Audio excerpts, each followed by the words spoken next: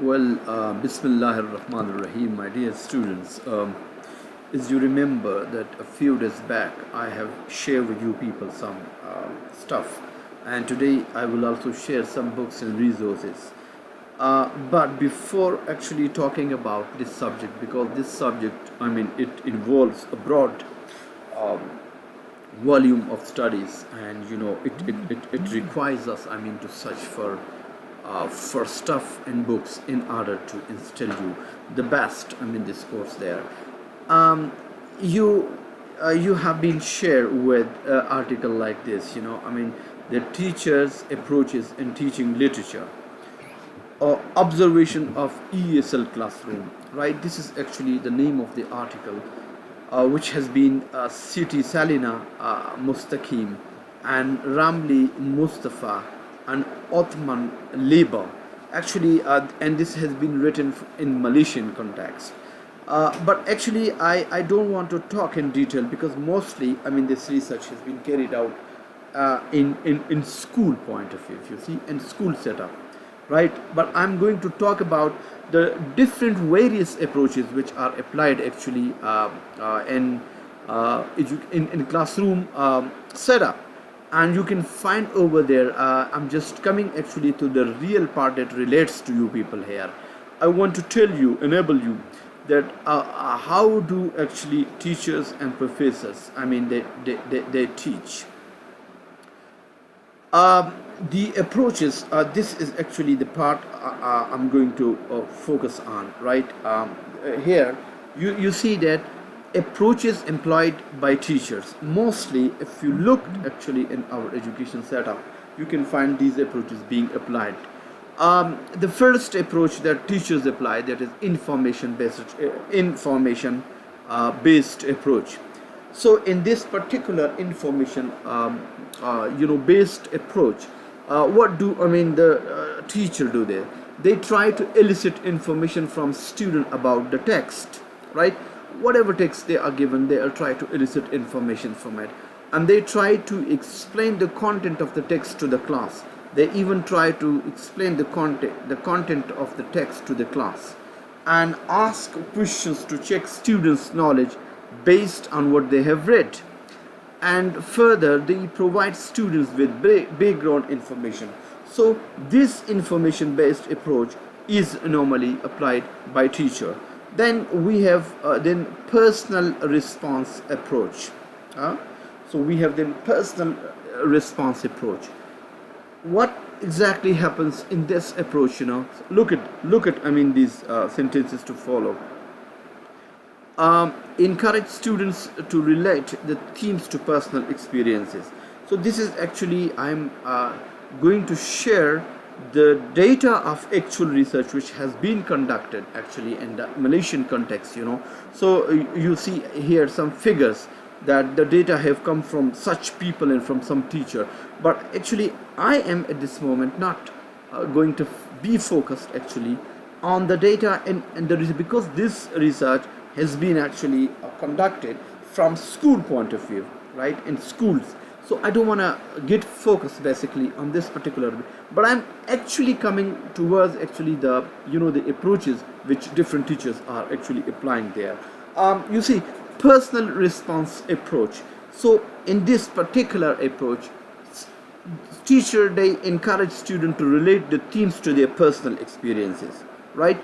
They are just involved in order to come up with some personal story of theirs, right? And they try to discuss things there, and then elicit students' response to a text. They are also encouraged to talk about a certain text which is given to them, and they are made just to to personalize the text, to relate that with his personal approaches, and then encourage students to express feelings toward the issues of the text, and then their feelings are also asked actually about it.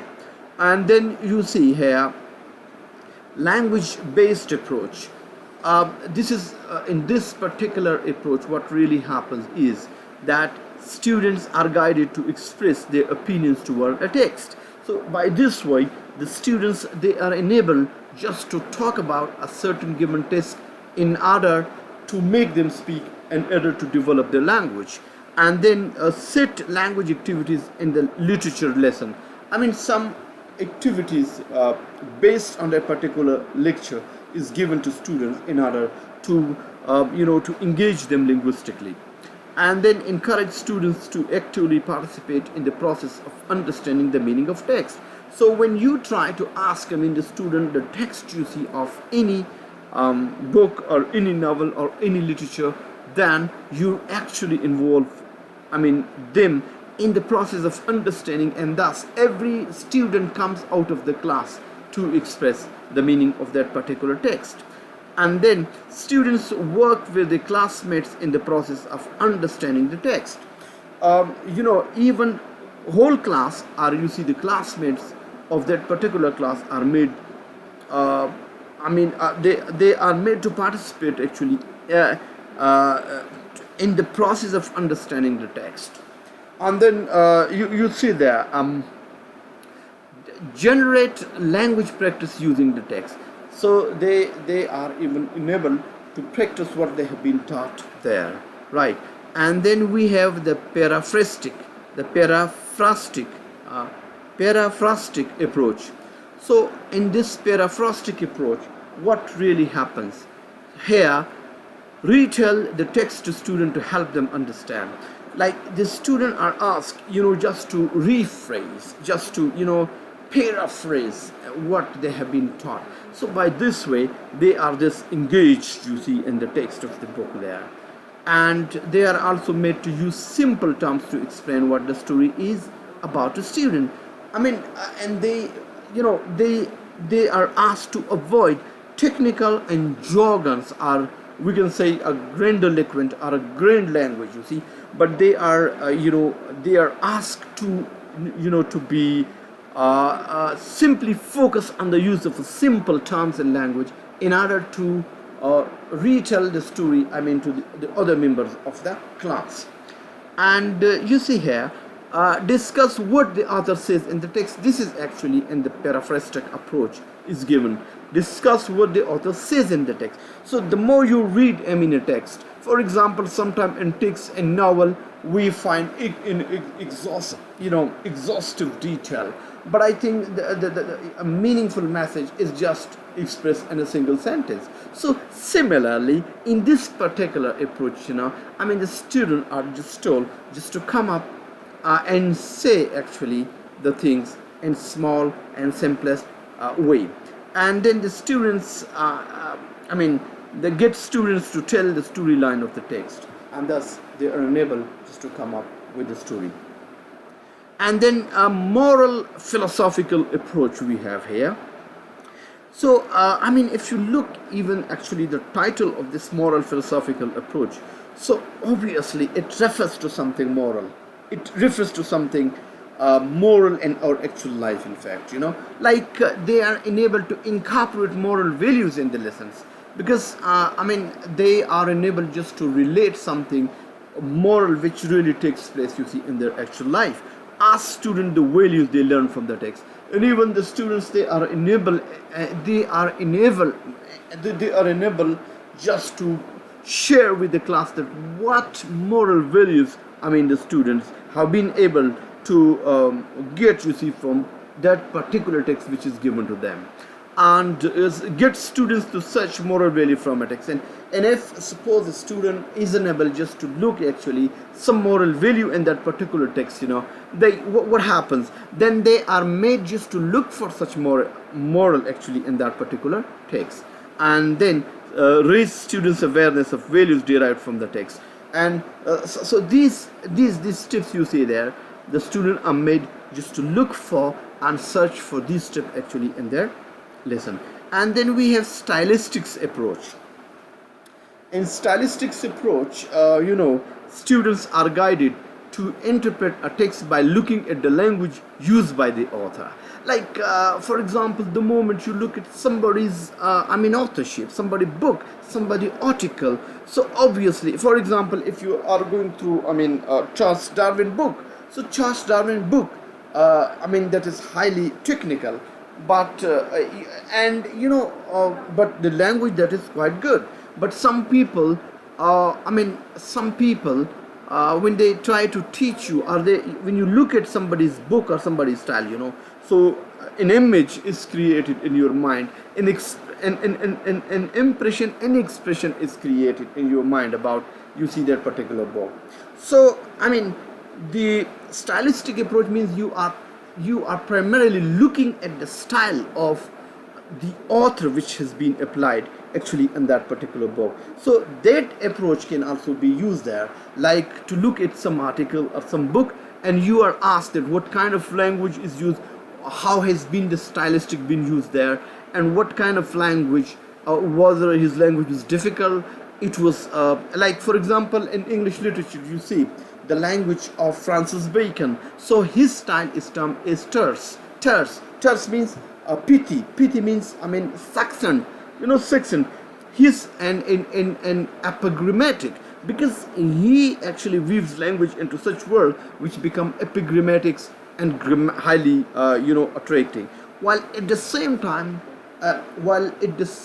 you can find, when you look at the language of Charles Lamb, so you see I mean in his actually works something highly personal, and you can find over there. So I mean these students, to mark any linguistic feature from the text that they are significant to their reading.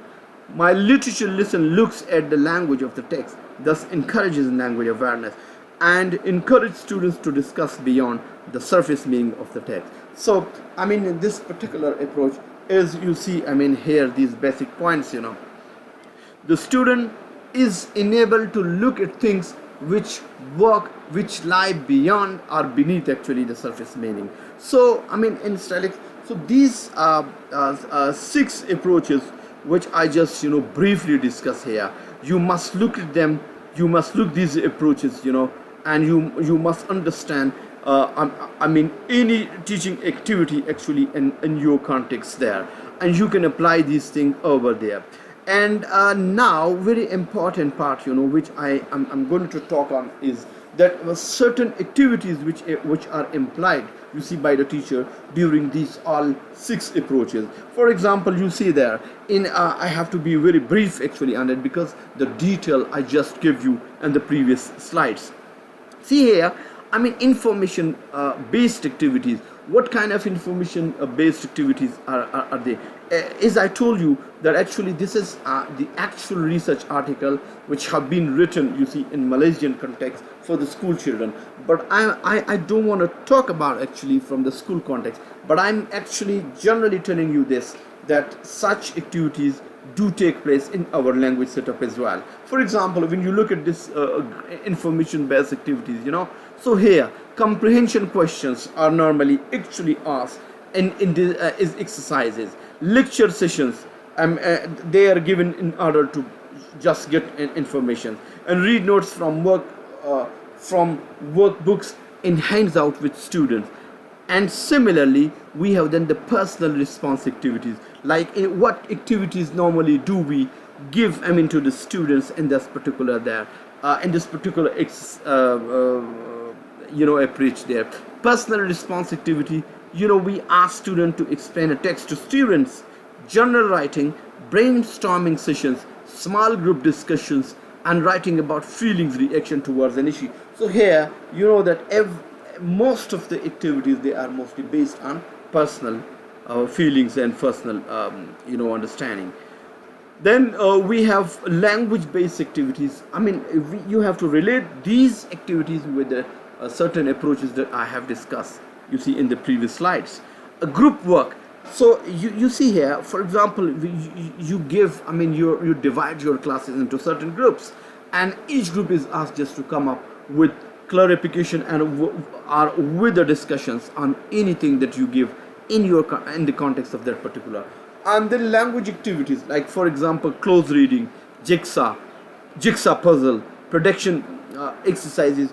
These all type of exercises are given to the student in order to engage them there basically on a certain text that you teach to them. And debate, a kind of debate among the different groups. They come up and they say their own actually. And thus the basic purpose of all these activities is just to develop the language, language. And then performance activities, like you can engage them, you see, and activities like drama, like role play, like poetry recital. These are all the activities which you involve them there. And then paraphrastic activities. Well, and paraphrastic activities, sometimes the teachers, they do give activities to the teacher, like translation of text using L1. I mean, for example, if it is difficult to explain things, you see, in L2, so even they are asked just to come up for their translation or for their understanding in their own language. I mean, they are given the benefits of their L1 or mother tongue, and they come up and they discuss things over there. They are all also asked to retell the story to students, and students read paraphrase notes and the workbook and hands out. I mean, they have made their own workbook, hands out, and they try to talk about those things. And students retell the story to the class, and then again the story is retold, to the class. And then we have moral philosophical activities. I mean, some reflective sessions are conducted there. Discussions on moral dilemmas can also be discussed, right? And can also be done actually in the class. And they are also asked to tell moral values to the students, right? Because they think and they try to derive, some moral values, you see, from the lessons. And they conduct self-evaluation activities, right? And finally, we come to the stylistics, the stylistics activities, like for example, the students are enabled just to tell, they are enabled to identify linguistic features, for example, vocabulary, tenses in a text, what kind of vocabulary has been used, what kind of tenses have been used, what has been the approach of the author to a certain thing. Discuss, and they are even asked to discuss different meanings of a text, and they are told to take example from a text that describe a setting, and this they can also be told, to identify adjective that describes a character. So these actually approaches with certain frequency, and I think for research point of view, we can also apply the same thing in our context if we really means to do any research.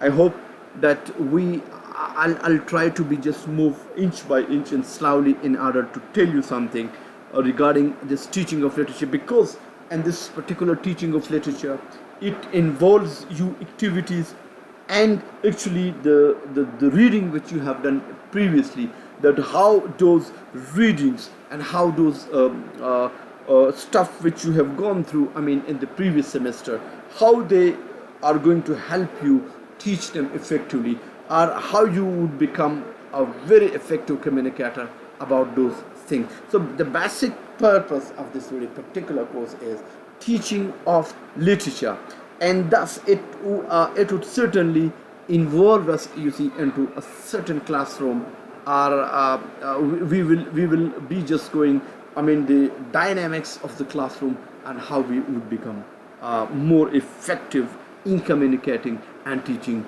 literature in language. So thank you very much. I think this is enough for today, and I hope that you will not only look at this lecture in detail, but you would try to just to reflect upon all these points that I have been just dwelling on. I hope that you will understand things, and you will try to discuss these things with one another. And I intend soon to be live with you people there on the LMS.